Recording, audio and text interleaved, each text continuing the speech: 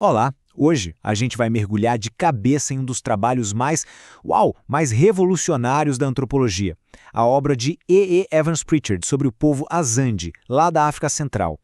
A proposta aqui é explorar como um sistema de crenças, que pra gente pode parecer estranho, né, envolvendo bruxaria, oráculos, pode ser, na sua essência, perfeitamente lógico e racional.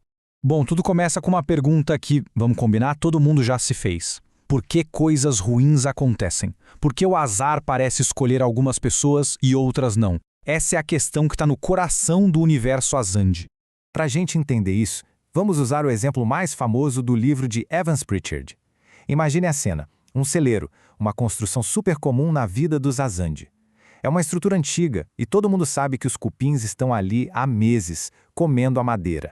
E aqui que está o pulo do gato. O celeiro desaba. Para uma mente, digamos, ocidental e moderna, a causa é óbvia: cupins, fim de papo. Mas para os Azande, isso é só metade da história. A pergunta de verdade não é como ele caiu, mas por que ele caiu naquele exato segundo, bem em cima daquelas pessoas.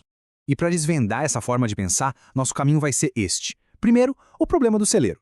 Depois, a lógica por trás da bruxaria. A gente vai ver como o oráculo do veneno funcionava, como esse sistema todo foi afetado pela história e, no final, o que isso nos ensina sobre o que a gente chama de racionalidade.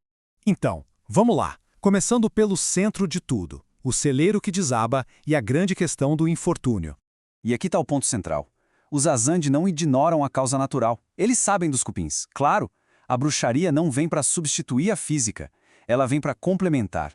Ela explica a coincidência, o azar, a terrível sincronia de dois eventos que, por si só, não têm nada a ver um com o outro. Certo. Entendido isso, vamos nos aprofundar um pouco mais.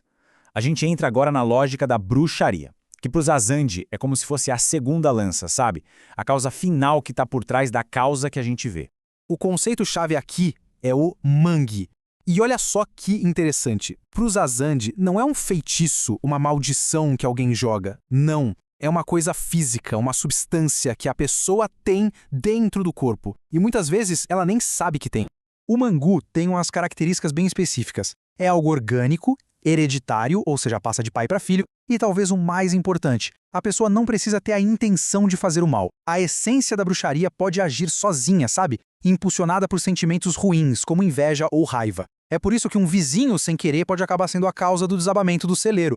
Essa frase resume tudo de forma brilhante. A bruxaria não nega a realidade. Ela dá sentido para as coincidências trágicas da vida. Ela é a resposta pro porquê eu e pro porquê agora. Ok, então se a bruxaria é a causa, a pergunta seguinte é, tá, mas e como se descobre quem é o bruxo? É aí que a gente entra no mundo fascinante do oráculo do veneno. Porque só suspeitar não resolve o problema social que isso gera, né? Precisa de um método, um jeito de ter uma resposta final, que todo mundo aceite. Para os Azande, esse jeito era o oráculo. E o procedimento do oráculo era surpreendentemente metódico, quase científico. A pergunta era bem direta. Fulano de tal é o bruxo por trás da minha doença? Aí uma dose de um veneno chamado Benji era dada a uma galinha. Se a galinha morria, a resposta era sim. Se vivia, não. E o mais incrível, eles faziam um segundo teste para confirmar o primeiro, só que invertendo a lógica. É um sistema com verificação dupla. A função do oráculo na sociedade era gigantesca. Ele não era só para adivinhar o futuro, não. Ele era a corte suprema dos Azande. As decisões dele resolviam brigas por herança, adultério e, claro, acusações de bruxaria. Na prática, era o oráculo que mantinha a sociedade em ordem, dando respostas claras e que ninguém questionava. Só que esse sistema todo não existia isolado do mundo. Vamos dar um salto no tempo para ver como esse equilíbrio delicado foi abalado. E muito por forças externas. Principalmente o colonialismo europeu. Essa linha do tempo mostra o tamanho do impacto. A morte do poderoso rei Gibdoi em 1905 foi praticamente o fim da soberania Azande. Daí para frente, o governo colonial britânico chegou com novas leis, novas formas de poder, novos planos econômicos, e tudo isso mudou radicalmente a vida do povo.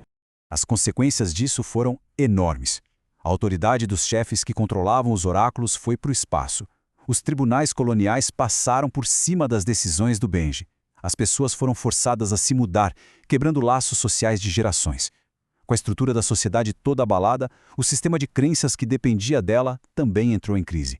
E é aqui que a gente chega no legado dessa obra. Por que, quase 100 anos depois, a gente ainda fala sobre esse livro? Porque ele nos força a repensar o que a gente entende por ser racional.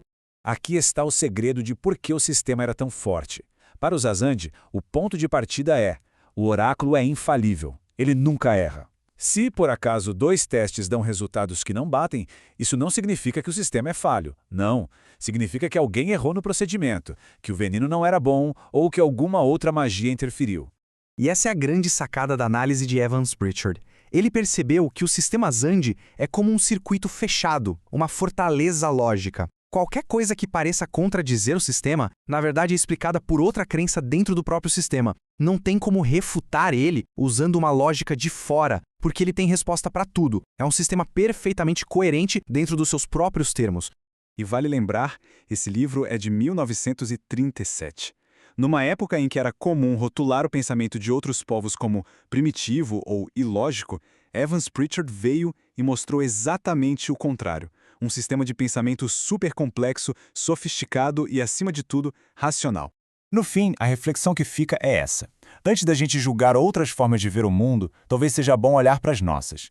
Quais são as ideias que a gente nunca questiona e que sustentam as nossas explicações sobre sucesso, fracasso, sorte e azar? Onde será que estão os nossos próprios oráculos, as nossas próprias bruxarias, disfarçadas de uma lógica que a gente raramente para pensar?